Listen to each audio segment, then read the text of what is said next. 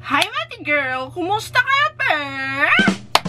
So, sa video na ito ay i-share ko kung paano tayo kikita sa TikTok kahit wala kang on-hand products or TikTok shop. Marami talang nagtatanong sa akin kung paano daw ako kumita sa TikTok and kung meron na ba talaga akong sariling TikTok shop. So, to answer that, wala pa akong sariling TikTok shop and sobrang risky na talaga magnegosyo nowadays kasi hindi mo alam kung yung bibenta mo ay papatok ba. And personally, ayoko talaga maglabas ng pera. So, as much as I can, tinatry ko talaga na gamitin yung skills and kaalaman ko para kumita mga zay. So, paano nga ba tayo kikita kung wala naman tayong on-hand products? So, kikita tayo sa pamamagitan ng TikTok Affiliate. So, ano nga ba ang TikTok Affiliate? Ang TikTok Affiliate ay isang programa ni TikTok kung saan ay maaari kang makapag-endorse ng mga produkto and once na may mag-order or bumili sa mga product na ini-endorse mo, ay meron kang komisyon. So, sa madaling salita, gagawa ka lang ng product reviews, i-attach mo yung product sa video, and ipopost mo sa TikTok. So, kailangan nga ba ng on-hand products para ikaw ay makapagsimula? The answer is no.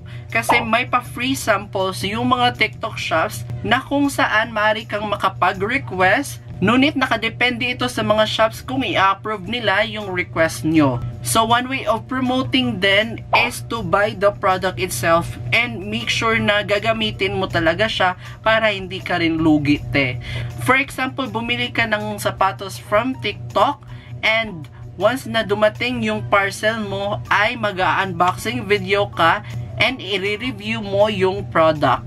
And sa mga wala namang budget dyan or ayaw talagang maglabas ng pera dahil I feel yung mga te, ay pwede kayong kumuha ng mga images ng mga products and pwede nyo siyang gawing slideshow or i-edit nyo ito dahil para wala kayong malabag na violations ni TikTok. Kayo nga ba ang mag-ship ng mga orders? Marami talagang tatanong sa akin ito. So, to answer that question, hindi po kasi ito ay responsibility na po ni seller and yung role mo lang is mag-endorse ng mga products na binibenta nila. Sobrang init talaga, te. Wait lang naman. Gagamitin ko lang itong mini fan with power bank ko. So, ang ganda nito kasi meron siyang 3 levels of wind speed mga day. And meron siyang power bank dito na naka-built-in. And pwede mo rin siyang maging phone holder. So, habang ikaw ay nanonood ng mga videos, ay pwede mong ipatong yung phone mo dyan. And magagamit mo pa rin yung fan. Meron din siyang free sling na kung saan pwede mong suotin. And para less hassle sa kamay mo dyan, na ayan, nakahang lang siya, te. So, kung ikaw ay interested sa item na ito, ay nasa comment section and description box lang ang kanyang link. Dapat marami kang followers para ikaw ay isang maging TikTok affiliate? The answer is no kasi kahit wala kang followers, maaari ka pa ding maging TikTok affiliate. So, let's talk about the requirements for TikTok affiliate. So, first, kailangan mo ng phone, computer, or laptop, any of that. Internet or data connection, TikTok account, active phone number, valid ID like you made SSS, TIN ID, Voters ID, or PhilPost ID. Sa mga students or minors or wala pang mga IDs dyan, Zay, pwede nyong gamitin yung valid IDs ng parents mo or kakilala mo, Zay. So, kung na-secure mo na yung mga requirements and ikaw ay handa na, then this is the registration process and paano tayo magsimula. So, ayan, as you can see, wala pa akong followers sa TikTok and kakagawa lang ito mga te. So, this time, click lang tayo sa 3 lines and creator tools. And then, scroll down and click for TikTok Shop for Creator.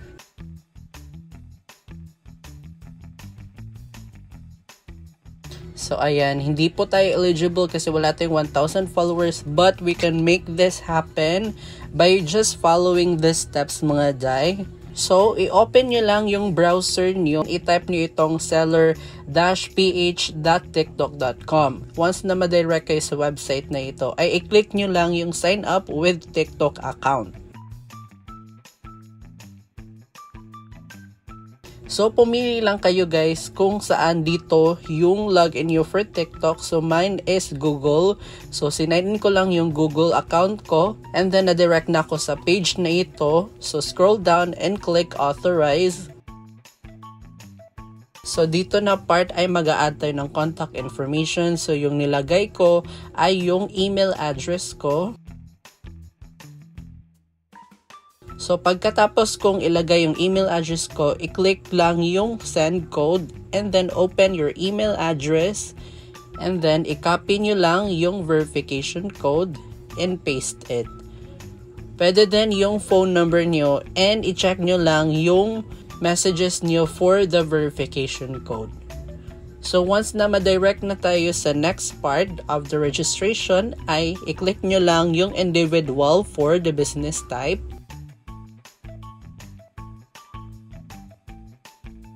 After that, ay pumili na tayo ng shop name. So, you can choose any shop name that you want as long as it is available. Pagkatapos mong pumili ng shop name, ay pumunta naman tayo sa type of identification. So, pumili ka lang dyan kung ano yung available na ID mo.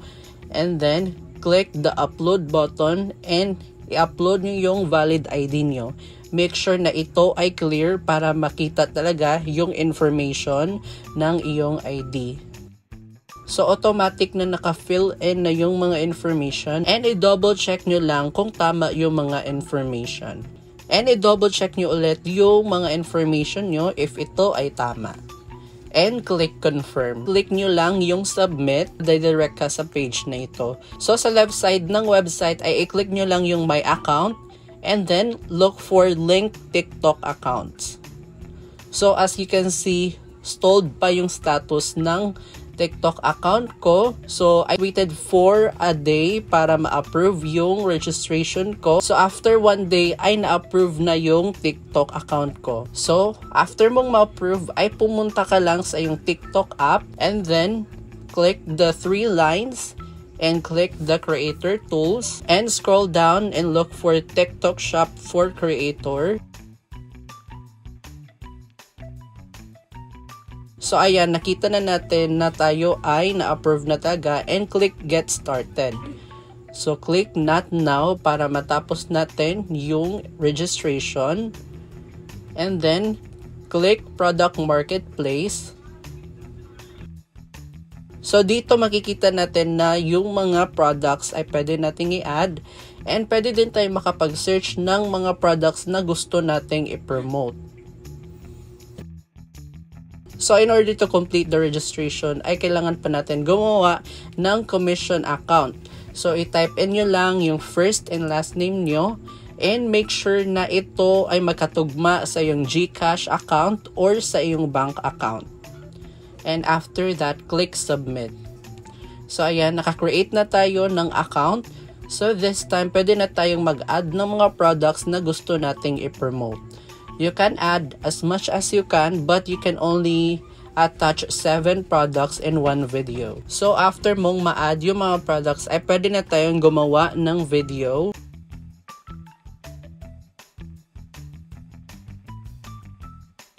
So, para magkaroon tayo ng yellow basket, ay i-click nyo lang yung add link.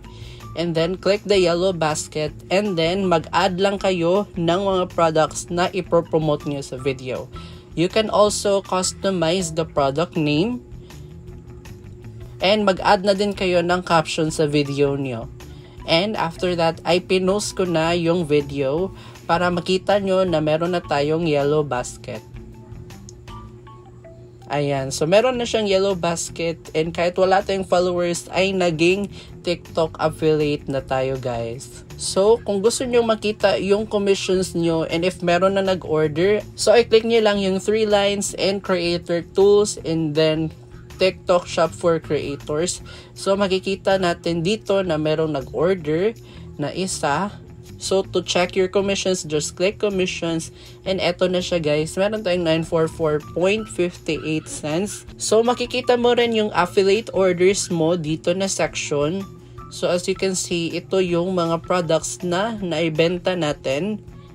And then, in order to withdraw, just click withdraw. So, meron silang dalawang payment method. The first one is bank transfer. And then, the second one is GCash. So sa GCash, meron silang minimum withdrawal amount of 10 pesos and maximum withdrawal amount of 100,000 pesos. And for bank transfer naman, 10 pesos for the minimum withdrawal amount and maximum withdrawal amount is 25 million pesos. So ayan guys, ito yung kinita ko sa TikTok. May mga times talaga na malaki, mahaba, lang. Ano ba talaga yun, te? May mga times na madaming nag-o-order and malaki yung commission mo. May mga times na matumal talaga ang benta and wala kang commission, mga te. But it is still great kasi passive income siya. Kahit wala kang ginagawa, as long as yung video na pinost mo sa TikTok is nagbo-boom, then maaari ka pa din kumita doon, Zai. But I really recommend you guys to post at least 1 or 2 times a day para mas mataas yung chance na ma-recommend ka ni TikTok sa FYP and more chances of winning na din, mga Zai.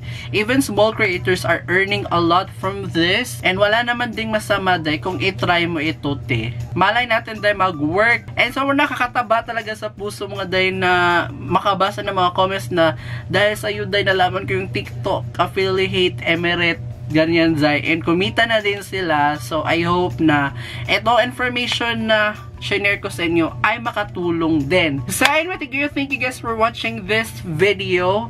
And if kung nagustuhan nitong video na ito, dahil na dapat nyong magustuhan talaga, dahil kasi nakapagod mag-explain, please like. And if kung bago sa siya kaday, kung gusto nyong kumita ng pera kahit nasa bahay kaday, ay mag-subscribe ka na, te. And kung may nais ka sabihin sa akin or request, just slide to me DM. Say, Mati girls! See you in the next video!